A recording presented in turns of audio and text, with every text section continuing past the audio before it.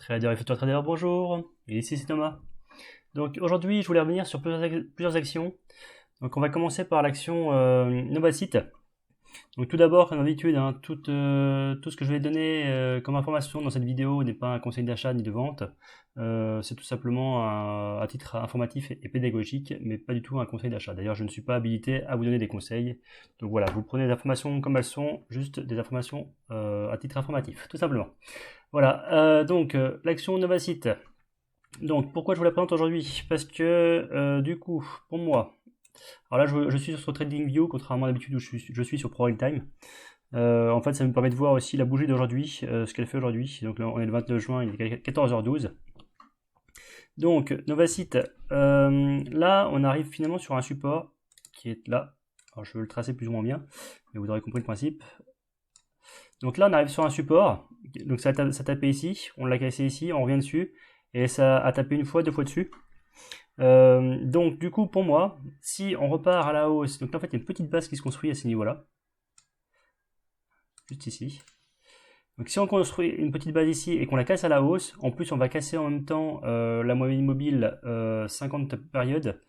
Donc ça permettrait pour moi de repartir sur une position haussière. Donc du coup, petite construction ici, ça repart à la hausse. Voilà, on pourra remonter encore plus haut, tout simplement. En plus, si on casse cette petite résistance qui est juste ici, le stop loss pourrait être positionné de façon très très proche. Alors, on va aussi le représenter par une petite droite. Mais voilà, on pourrait placer en fait le stop loss juste en dessous, donc vers ces niveaux-là. Donc le stop loss serait mis de façon très très proche de la position d'entrée. Donc ce serait une position très intéressante. Vous voyez, vous pouvez gagner. Alors attendez, parce que du coup je maîtrise pas trop. Ouais, c'est là, je crois. Je maîtrise pas trop TradingView encore. Voilà, vous risquez de perdre environ 35% pour en gagner au premier objectif, autour de 80%. Donc c'est pas si mal. Alors là, il y a une autre petite résistance qui est ici, qui est autour des 35%, donc du coup c'est du 1 pour 1. Mais clairement, pour moi, si on casse cette petite résistance qui est ici à la hausse, on ne s'arrêtera pas là, on s'arrêtera éventuellement ici. On risque de refaire à nouveau une petite construction là, pour après éventuellement repartir à la hausse. En tout cas, là, il y a une petite base qui se construit, donc à surveiller, tout simplement. Donc, action suivante, on va passer sur Carbios. Alors, Carbios, je sais plus trop où j'en avais parlé. Alors, à l'époque où j'en avais parlé, je crois qu'on était à ce niveau-là. Hop. Ça avait fait une petite cassure. Par contre, la cassure, on est revenu, on a intégré la baisse, du coup, la résistance.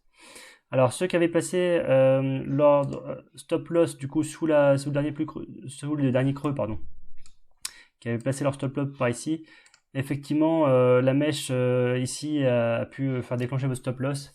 Voilà, ça arrive. C'est aussi l'intérêt de ne pas mettre les stop loss trop près. Mais bon, voilà, pour moi, ce que j'appelle ces mèches-là, j'appelle ça clairement de la chasse au stop loss. Clairement, les grosses mains, les institutionnels, ils savent globalement à peu près où sont les stop loss. Et du coup, ils vont les récupérer, ils vont les chasser et après ils repartent à la hausse.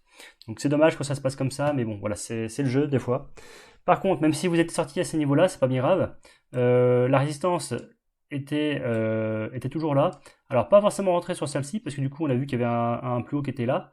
Mais par contre, on pouvait éventuellement à nouveau rentrer sur une nouvelle petite résistance qui s'était formée ici. Voilà. Et du coup, effectivement, rentrer. Voilà, vous voyez, on a cassé cette petite résistance là avec les volumes qui sont revenus. Alors que la résistance qui avait été cassée ici, les volumes étaient quand même beaucoup moins importants. Donc effectivement, c'est toujours mieux d'avoir une cassure de résistance avec des volumes en forte augmentation. Donc là, ça nous indiquait clairement que voilà, l'action voulait partir à la hausse. Donc aujourd'hui, on est le 29 juin, comme je disais tout à l'heure. Donc là, une belle augmentation. Alors bon, moi du coup sur Caribou, j'étais quand même un peu déçu. Je pensais qu'elle partirait beaucoup plus fortement à la hausse plus rapidement. Bon voilà, il faut des fois être patient tout simplement. Il n'y a pas de souci là-dessus. Donc voilà, on est enfin parti à la hausse. Donc là, clairement, on est beaucoup trop loin pour rentrer en position, mais c'était juste pour vous dire que même si vous êtes fait sortir à ces niveaux-là, c'est pas grave, il faut attendre que ça, voir éventuellement casser la résistance ici, ou voir si ça reconstruit pas quelque chose plus loin, et du coup reprendre en position du coup sur la résistance suivante, tout simplement. Donc voilà. Ça arrive à tout le monde de se faire sortir comme ça sur une mèche, donc il n'y a pas de souci là-dessus, quoi. C'est le jeu, tout simplement. Donc du coup, on va passer sur une autre action. Alors, active play, je sais plus si j'en avais déjà parlé ou pas. Il est fort possible, mais du coup, je trouve que active play. J'ai mis 2P, forcément, ça ne peut pas marcher avec 2P. Je peux enlever mes moufles.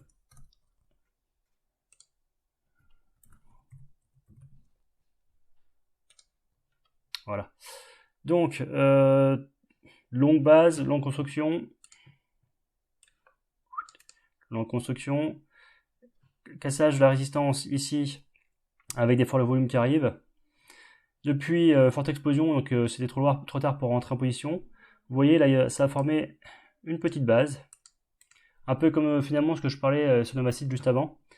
Et du coup, hop, explosion à la hausse.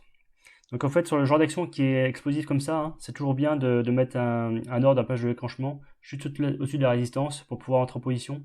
Parce que si vous attendez le soir, du coup, bah, clairement, l'action est partie beaucoup trop haute, vous pouvez plus rentrer. Donc par contre, si on revenait un peu en arrière, alors vous voyez en fait les cours s'étaient arrêtés plus ou moins la dernière fois sur ces zones-là qui étaient une zone de résistance.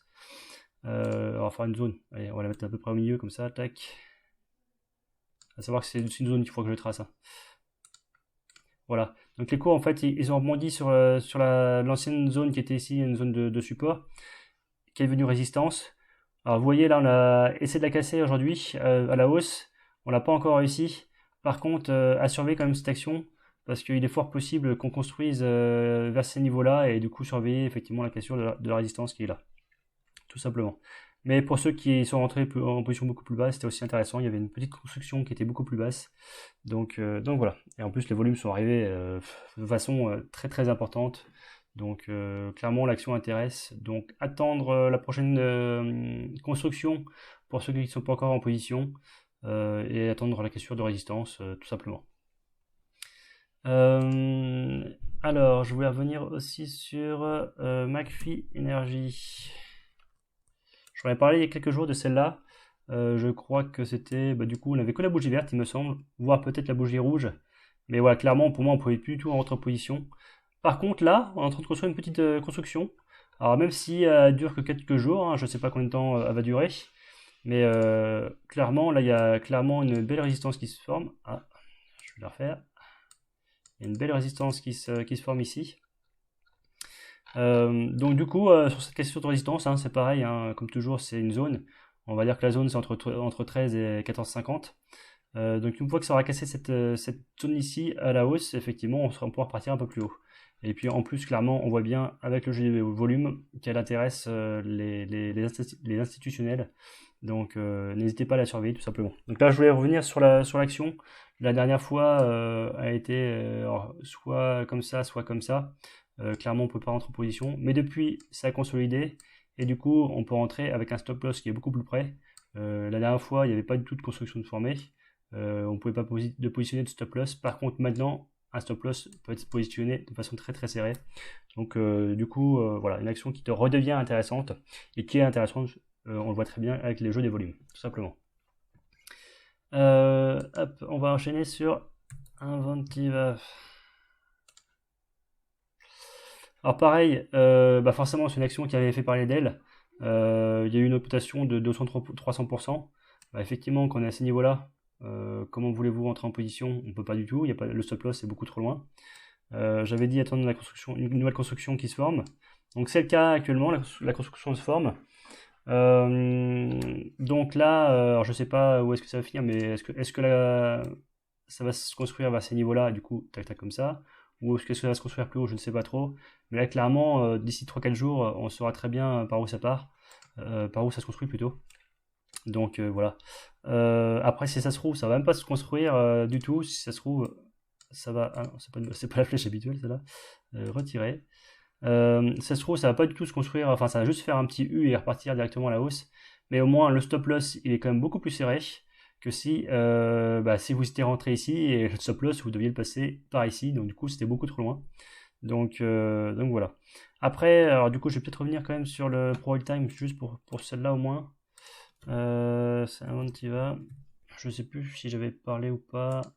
Ouais, alors du coup, ah oui, il y avait une résistance à ce niveau-là. Ah bah vous voyez, j'avais tracé une résistance qui était là. On l'a presque atteinte. On l'a presque atteinte, effectivement. Et donc voilà, et oui, donc j'avais dit qu'effectivement il y avait peut-être une position à rentrer par ici.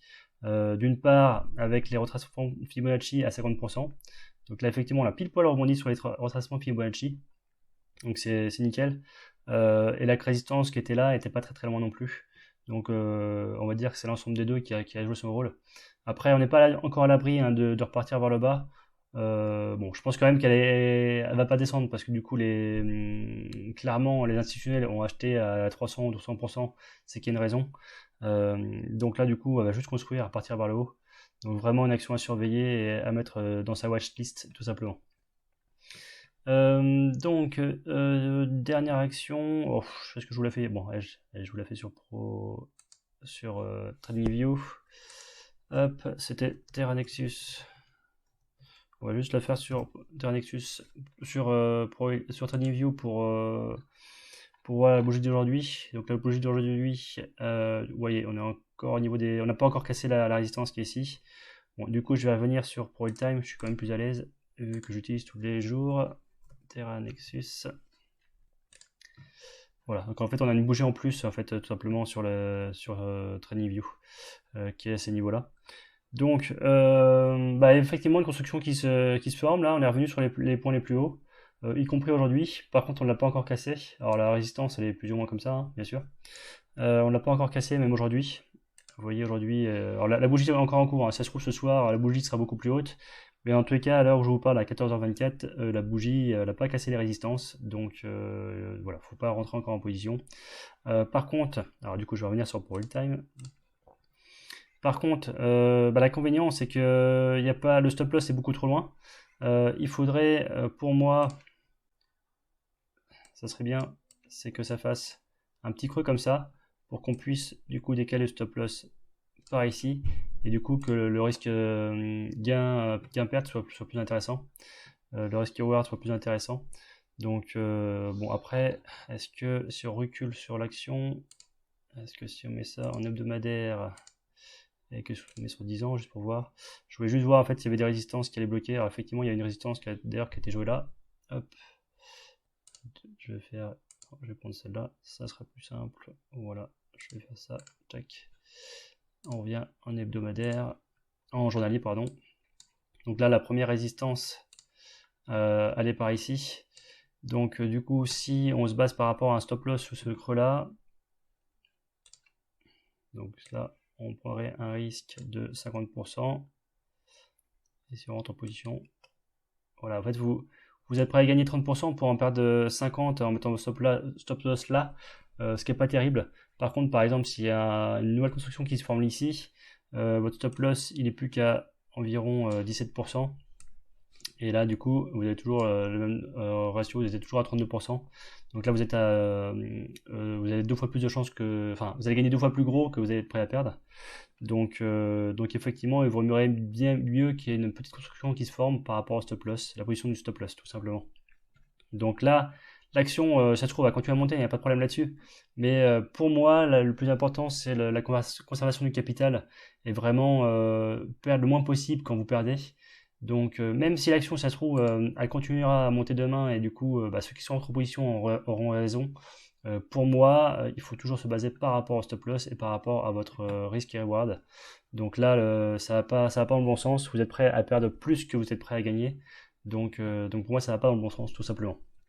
Donc c'est toujours par rapport moi à ça que par rapport au stop loss que je me base et savoir si je rentre ou pas en position, tout simplement. Voilà, je sais plus si j'avais fait le tour ou pas, je pense que oui. Mais écoutez, si vous avez aimé la vidéo, n'hésitez pas à la liker, n'hésitez pas à vous abonner, et je vous souhaite de très bons trades et à très bientôt. Allez, ciao!